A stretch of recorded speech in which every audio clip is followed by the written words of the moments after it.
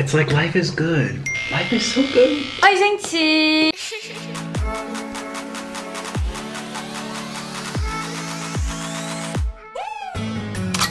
J'espère que vous allez bien. Aujourd'hui on se retrouve pour une nouvelle vidéo et on se retrouve pour la 5e vidéo de la semaine de JVDT, j'espère que c'est ça. 4e vidéo de la semaine de JVDT, 6e vidéo de la semaine de JVDT, j'en ai aucune idée c'est la combien. Et aujourd'hui on va parler du fameux que vous me demandez depuis que j'ai commencé les JVDT, Nikocado Avocado. Et on va l'appeler Nick pour cette JVDT parce que Nikocado, je vais l'appeler Nikocado et ça va être une catastrophe. Qui est un youtubeur très problématique, qui fait un contenu très dérangeant et qui va sûrement crever s'il continue dans ce sens. Et je vais tout vous expliquer, tous les dramas du début à la fin, il y a des choses à dire. Donc avant que la vidéo commence, vous le savez déjà, n'oubliez pas de liker, de vous abonner. Et pour les 500 000 abonnés, il y aura une semaine de JVDT non-stop. Donc c'est parti, abonnez-vous.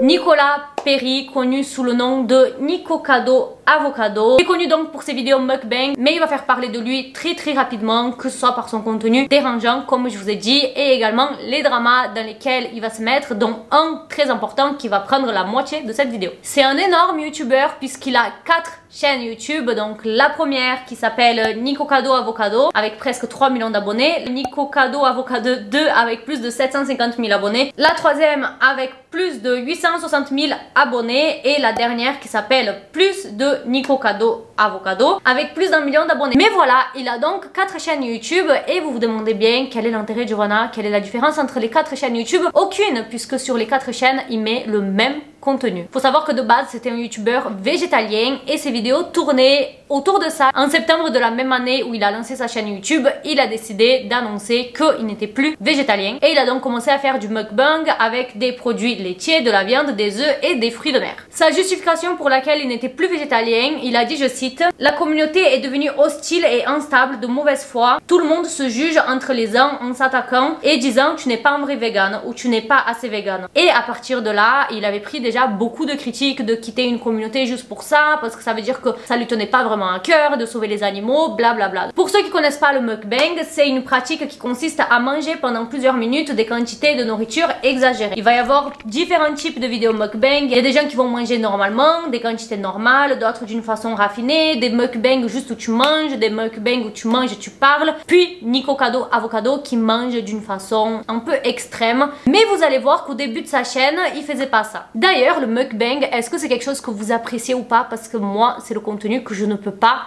regarder. Après le mukbang, c'est venu l'ASMR. On me demande souvent de faire de l'ASMR. Mais le mukbang, expliquez-moi, les gens qui aiment ce contenu, pourquoi? Le bruit de la bouche, pourquoi?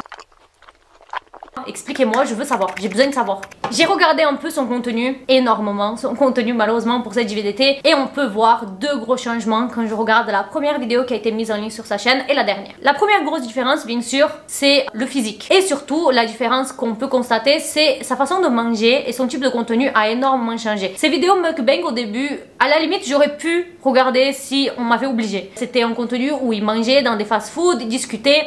Mais son contenu de maintenant, il est complètement parti dans un délire qui n'a aucun sens, au point de pleurer en vidéo, au point de se raser la tête pendant la vidéo et manger la nourriture avec les cheveux, de crier. Franchement, ça n'a aucun sens, mais on va en revenir. Mais on voit clairement que son type de contenu a changé. Les titres aussi sont très inquiétants, tels que personne ne m'aime, j'ai trop peur d'aller à l'hôpital, mon mari m'a forcé à supprimer cette vidéo, ma vie part en vrille. Et suite logique, avec ce type de titre, ce type de miniature, qu'est-ce que les gens y font? Ils cliquent. Et du coup, les vidéos de Nick vont faire 5 millions de vues, 10 millions de vues. La moyenne, ça va être de 1 million de vues à chaque fois, ce qui est énorme. Les gens ont commencé bien sûr à s'inquiéter et à se demander est-ce que c'est vrai ou est-ce que c'est pas vrai, est-ce qu'il va bien ou est-ce qu'il va pas bien. Et vous allez voir que ça va devenir encore plus inquiétant. Dans plusieurs vidéos, il va se plaindre par exemple qu'il a pris du poids, mais il se plaint pas en mode les gars, je suis dégoûtée, j'ai pris du poids. Non, il le fait à la façon de Nikocado, quoi. C'est extrême.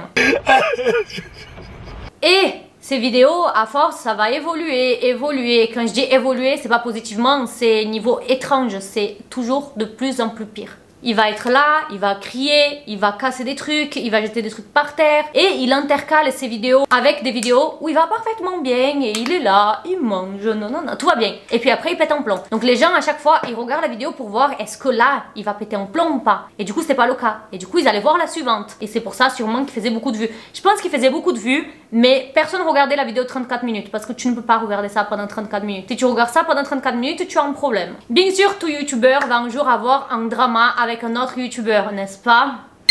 Et c'est là que je vous présente le deuxième personnage qui s'appelle Stéphanie Soo. Stéphanie est également une youtubeuse de mukbang. Elle a deux chaînes YouTube, la première avec plus de 2 millions d'abonnés où elle fait des vidéos mukbang et la deuxième où elle a plus de 850 000 où elle fait des vidéos vlog, tutos et également du mukbang. Les deux faisaient du même contenu mais pourtant aucune rivalité, aucune concurrence. Et quoi de mieux pour créer une amitié très solide que détester la même personne. Les deux n'aimaient pas donc la youtubeuse mukbang Veronica Wang. Les deux ont beaucoup parlé du pourquoi ils aimaient pas Veronica. La raison pour laquelle Stéphanie n'aimait pas Veronica, c'est parce que un jour elles devaient tourner une vidéo ensemble toutes les deux. Elles avaient déjà tourné une vidéo ensemble, ça s'était super bien passé. Et ce jour-là, Stéphanie avait fait le déplacement et Veronica a annulé au dernier moment en disant: écoute chérie, en fait j'ai rendez-vous chez le coiffeur donc je sais que c'est dans 30 minutes mais je peux pas venir. Et Stéphanie a pété un câble en disant qu'elle était pas pro, que nanana.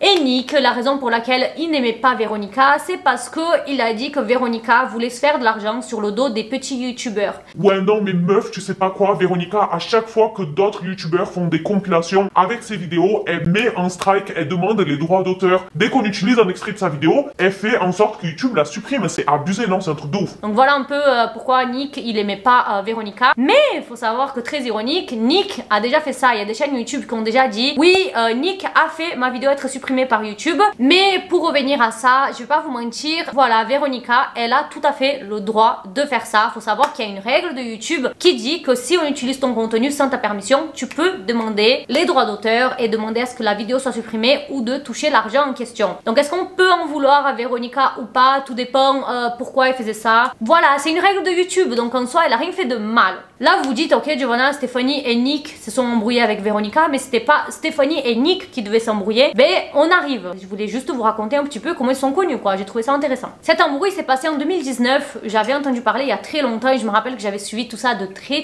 près parce que c'était un truc de ouf. Et il faut savoir que les deux avaient convenu de prendre 2 jours pour faire plein de tournages ensemble. Donc Nico Cadeau avec Stéphanie et il y avait un troisième youtubeur, Zach Choi, qui fait aussi du mukbang, vous vous doutez bien. Mais ce qui se passe, c'est que pendant le tournage, Nick il va commencer à se comporter d'une façon très bizarre. Commencer à lancer des pics à Stéphanie comme quoi qu'elle avait quelque chose à dire en mode: ouais meuf, tu voulais pas parler de quelque chose? Ouais vas-y, lâche le thé. Et Stéphanie, elle était très gênée en mode: de quoi tu parles? Non. Et Nick était très insistant. Did you want to share? Or do you change your mind now? I just feel like You maybe... said you wanted to talk to your viewers with me here, but because you never talk to any of your viewers. What would you like to say? Thank you for watching us. Quand la vidéo s'est finie, Nick a totalement attaqué Stéphanie en disant: ouais, tu m'as fait croire ça, qu'on allait faire une vidéo qui allait faire plein de vues. Je croyais que t'allais parler de Veronica, pourquoi tu l'as pas fait, blablabla. Il a commencé à dire qu'elle était fausse, que c'était une menteuse. Et Stéphanie est rentrée chez elle en pleurs. Elle a passé littéralement la soirée entière à pleurer. Elle a fait une crise d'angoisse. On la voit pleurer, son mari essaye de la calmer. Il n'y arrive pas parce qu'une crise d'angoisse ça se calme pas comme ça. Et le pire c'est que pendant qu'elle faisait cette crise, Nick va commencer à lui envoyer des messages. Il disait la même chose, qu'elle était fausse, qu'il s'attendait beaucoup plus d'elle, qu'elle avait aucune parole. Stéphanie était trop dans le mal. Dans la soirée, elle a pris son téléphone et elle a envoyé un message de groupe à Nick et Zach en question en disant: salut les gars, je suis vraiment désolée, je dois annuler la vidéo de demain. Et là, c'est le drame. Nick va péter les plombs en disant: comment tu peux l'annuler? En fait, t'es pareil que Veronica, t'as pété un plomb parce que Veronica, elle a annulé et toi, t'es en train de l'annuler. T'aurais dû me répondre quand je t'ai appelé, on aurait réglé ça. Et pour empirer la chose, Nick va mettre une publication à 2 doigts de faire une vidéo expose. Est-ce que je devrais le faire? Point d'interrogation. C'est quoi le problème des gens à être aussi arrogant, égoïste et sans aucune considération? Donc il a écrit ça sur son Instagram et en plus de ça, il a mis une story en disant qu'il avait des images, des audios et qu'il allait tout faire fuiter dans sa vidéo. Et là Stéphanie, elle dit qu'elle sait pas pourquoi, mais elle a eu le réflexe d'aller voir ses caméras de surveillance. Et dans les caméras de surveillance, on voit Nick en train de prendre des photos de partout tout chez elle, en cachette, jusqu'au point qu'il a été dans la pièce où il y avait les caméras de surveillance et il avait pris ça en photo et il avait même essayé de toucher l'ordi pour chercher des images plus anciennes. Et vous pensez que Stéphanie va laisser passer ça? Jusqu'à présent, elle était là en train de pleurer dans son lit. Elle a eu un déclic, elle s'est dit mais est-ce que je vais me laisser abattre par un ronflex qui est totalement enragé? Non, pas du tout, je vais ouvrir ma bouche. Et en cachette, elle a fait sa propre vidéo exposed qui fait 37 minutes par là où elle dit tout ce que je suis en train de vous raconter à l'instant. Dans la vidéo du coup, elle a dû expliquer qu'elle n'aimait pas spécialement Véronica, qu'elle lui en voulait par rapport à ça, ce qui l'a fait empêcher parce qu'elle voulait pas lancer des dramas avec Véronica en question parce que c'était quelque chose qui date et finalement elle avait un peu exagéré le truc, elle s'est rendue compte. Et dans sa vidéo, elle a sorti des preuves pour absolument tout. Elle a sorti les images, elle a sorti les screens, elle a tout sorti. Et quand j'ai regardé de la vidéo, je me suis dit waouh, Nico Cado là, il est dans la merde parce que je sais pas comment il va s'en sortir. En tout cas, tout ce que j'ai à dire, c'est que son lit et sa chambre, c'est vraiment trop beau. Vous avez vu comment son lit, il a l'air gigantesque et la tête de lit, magnifique. Internet ont pris le côté de Stéphanie et Nick, qu'est-ce qu'il a fait? Il a sorti sa vidéo qui s'appelle Réponse à Stéphanie So. Si Stéphanie a fait une vidéo de 37 minutes, il a fait quoi? Le double, puisqu'il a fait une vidéo de 1h40. Et là je suis désolée, 1h40 c'est trop. 37 minutes, tu peux te poser devant le temps que tu coupes tes pommes de terre, tout ça, que tu commences à cuisiner. Mais 1h40 c'est le temps d'un film. Et je vous avoue que j'ai commencé à regarder la vidéo de Nick pour avoir les explications, mais j'ai été obligée d'arrêter. Je suis allée lire des articles qui résumaient le truc parce que 1h40 c'est trop long. Il a dit que voilà, il avait pris les photos qu'il a pris parce que la maison de Stéphanie était très belle et qu'il a demandé l'autorisation. Et avec ça, il a mis une photo à l'appui où on voit que Stéphanie voit la photo. Stéphanie, elle en avait parlé en disant que cette photo faisait pas partie des photos en question et que Nick avait pris cette photo en disant attends, laisse-moi faire une photo pour dire qu'on commence le tournage. Et c'est le contexte de la photo et c'est pour ça que Stéphanie regardait la photo, mais que ça ne fait pas partie des photos en question qu'il a pris en cachette. Donc ça peut être vrai comme ça peut être faux, qui sait qui dit la vérité, on sait pas. Il a dit que oui, il était déçu que Stéphanie ne parle pas de Véronica parce que Stéphanie avait dit dans les messages qu'elle allait le faire. Et il a sorti les screens et c'est vrai. Mais là où je veux intervenir, c'est que même si elle a dit ça par message, elle a le droit de se retracter et de changer d'avis. T'as pas le droit de mettre la pression à quelqu'un et de l'obliger à dire quelque chose. Et dans les messages du coup, parce que j'ai fait un gros zoom pour lire, Stéphanie a dit mot par mot qu'elle veut faire une vidéo où elle en parle, mais elle veut pas que ce soit un truc drama, elle veut que ce soit un truc un peu plus sérieux, en mode l'impact que ça a eu sur elle, toutes ces embrouilles, qu'elle voulait pas un truc en mode drama problème. Et du coup, ce que lui il faisait, Nick, c'était tout le contraire de ce qu'elle voulait et c'est pour ça qu'elle était aussi réticente et bloquée d'en parler parce qu'elle voulait pas que ce soit fait de cette façon. Après ça, malgré la vidéo de 1h30, les gens sont quand même restés du côté de Stéphanie et plein de youtubeurs ont commencé à faire des vidéos exposed sur Nico Cado Avocado ça va pas du tout, et parler de leur expérience avec, que ce soit à travers les réseaux ou dans la vraie vie. Et après ça, son contenu bizarre a repris et encore pire. Chaque miniature est devenue plus bizarre que la précédente, chaque titre, chaque contenu était plus dérangeant. Chaque vidéo, les gens ils se disaient ok, la prochaine fois il peut pas faire pire, mais il le faisait à chaque fois. Et chaque nouvelle vidéo, les gens étaient là au rendez-vous pour voir Nick péter les plombs en direct devant sa caméra. Le problème c'est que oui, son contenu est dérangeant, mais s'il ferait pas 5 millions de vues sur chaque vidéo, il arrêterait. Mais le truc c'est qu'il fait chaque fois plus de vues, donc bien sûr il va continuer, c'est totalement logique. La raison pour laquelle les gens ils vont cliquer sur son contenu, c'est pas parce qu'ils aiment son contenu ou parce qu'ils aiment la personne, mais pour le voir s'embrouiller avec son mec, pour le voir s'autodétruire en direct, ce qui est super toxique puisqu'il met sa santé en danger. Je pense que sur internet il y a deux types de personnes. Il y a les gens qui sont là pour créer du contenu et du coup faire de leur contenu leur métier puisque c'est leur passion.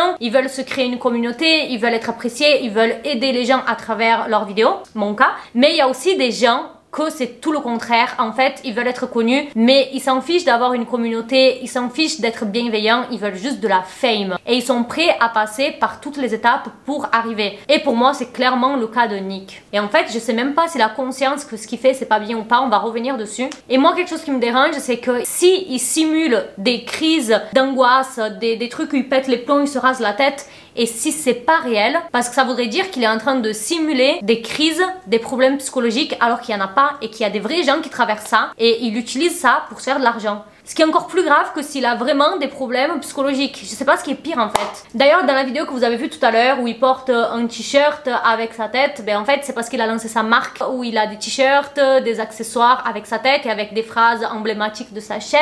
Et je ne sais pas qui sont les gens qui achètent ça. Comment tu peux soutenir le fait que quelqu'un s'auto-détruise au fil des années sur internet? Parlons un peu de sa relation amoureuse qui est tout aussi inquiétante. Et là aussi c'est très grave. Nick a trouvé que c'était une bonne idée d'amener son petit ami Orline sur sa chaîne YouTube. Mais le problème c'est que leur contenu va être super dérangeant. Il n'y a même pas son mec pour attraper le truc. Pour vous résumer un peu le type de contenu, la plupart de leurs vidéos va être des vidéos où ils s'embrouillent, où ils se jettent de la nourriture dessus, où ils pètent des câbles mais on sait même pas pourquoi, mais ça n'a aucun sens. Mais perso je trouve que c'est tellement mal joué qu'on est devant nos secrets entre voisins. On dirait qu'ils sont là en train de lire un script. Mais pourquoi t'as fait ça? Quoi? Sans parler que c'est tout le temps des miniatures super putaclic, des titres super putaclic. Si on regarde bien sur sa chaîne, ils ont rompu déjà 5 fois. Il y a 5 vidéos où soi-disant they break up. À force qu'ils s'embrouillent autant, les gens ils vont commencer à dire que c'était fake, que c'était juste pour faire des vues. Et eux ils vont toujours nier que non, ils font pas du tout ça pour le buzz. Ils s'embrouillent vraiment, réellement, ils ont une relation très compliquée. Les titres bizarres ont continué tels que « Je n'ai pas été autorisée à poster ce mukbang ». Je n'ai pas été autorisée à poster ce mukbang. Je n'ai pas été autorisée à poster ce mukbang. Ça se voit qu'il manque d'inspi là pour les titres putaclic. Comme s'il voulait un peu rajouter un mystère dans le titre pour que les gens ils cliquent sur la vidéo. S'il faut en fait il a connaissance que son contenu est dérangeant et je me suis mis un peu à sa place et c'est vrai que sur YouTube c'est très dur de changer ton contenu. Les gens ils sont abonnés pour ça, si tu changes ça leur plaît pas. Il a toujours fait ce contenu un peu extrême depuis des années. Tout son contenu se résume à manger énormément et à s'embrouiller avec son copain. Il a 5 chaînes YouTube rappelez-vous. Donc il fait ça non-stop et il est très régulier sur toutes ses chaînes. Donc toute sa vie se résume à faire la même chose. Et du coup c'est très inquiétant, surtout que j'ai lu que c'est lui-même qui fait ses montages. Donc en plus de faire tout ce contenu dérangeant, il est obligé de se regarder. Donc en fait c'est non-stop, c'est du toxique non-stop.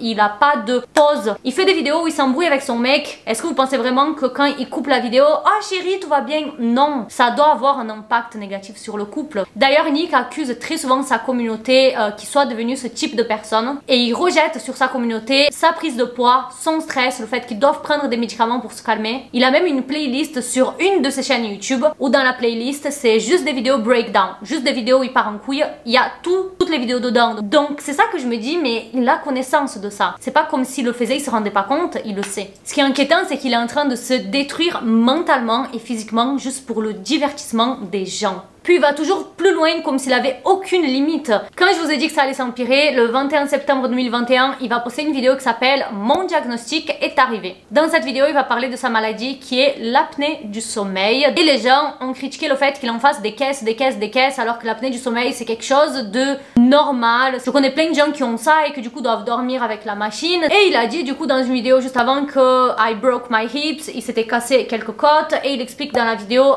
suivante que du coup il doit tourner depuis son lit. Et les prochaines miniatures vont être très dérangeantes et vont beaucoup m'énerver, je vais vous dire pourquoi. Et surtout les titres. Je suis à l'hôpital, j'ai cassé mes côtes, je suis handicapée, ma nouvelle vie de personne handicapée, mon nouveau régime en tant que personne handicapée, mon nouveau régime en tant que personne handicapée, mon nouveau vous avez compris, il a mis ce titre 6 fois. Quand je vous dis qu'il en manque d'inspi, il en manque d'inspi. Hein.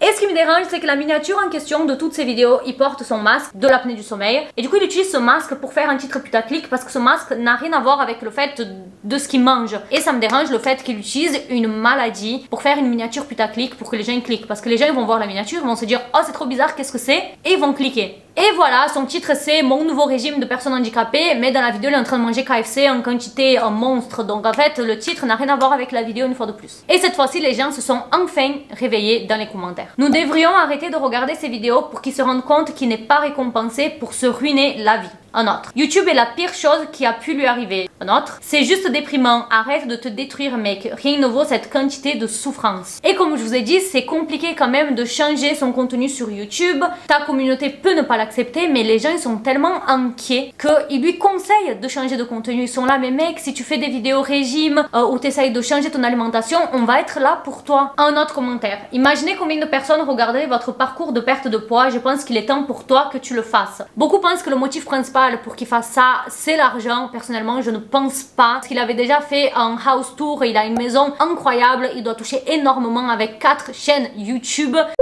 Mais voilà pour la triste histoire de Nikiko Kado Avocado, j'ai réussi à bien le dire. Dites-moi qu'est-ce que vous pensez et surtout est-ce que vous êtes d'accord avec moi que le divertissement sur YouTube, sur internet va beaucoup trop loin, que ce soit lui sur YouTube ou des gens qui font des contenus TikTok dérangeants au point de se mettre en danger juste pour des vues. Enfin voilà, est-ce que ça serait pas aux plateformes de mieux surveiller ça? Et dites-moi surtout, est-ce que vous pensez qu'il fait ça pour le buzz? Est-ce que vous pensez qu'il fait ça pour l'argent? Est-ce que vous pensez qu'il n'a pas conscience que ce qu'il fait c'est pas bien, qu'il a des réels soucis dans sa tête? Moi je pense que c'est les deux. Je pense qu'en fait il fait ça pour la fame, mais qu'il sait que c'est pas normal et qu'il a pas le recul en fait, il a pas l'entourage qu'il faut pour lui dire d'arrêter. Je pense que quoi qu'il arrive il va continuer. Je pense que malheureusement il va pas s'arrêter tant qu'il n'est pas en réel problème de santé ou qu'on fasse pas sauter ses comptes YouTube, je ne sais pas. Mais dites-moi dans les commentaires, on se retrouve demain pour une nouvelle JVDT un peu plus dark puisqu'on va parler du décès et les théories autour de la mort d'une star. Je fais plein de bisous, n'oubliez pas de liker, de vous abonner. À demain, bisous, ciao.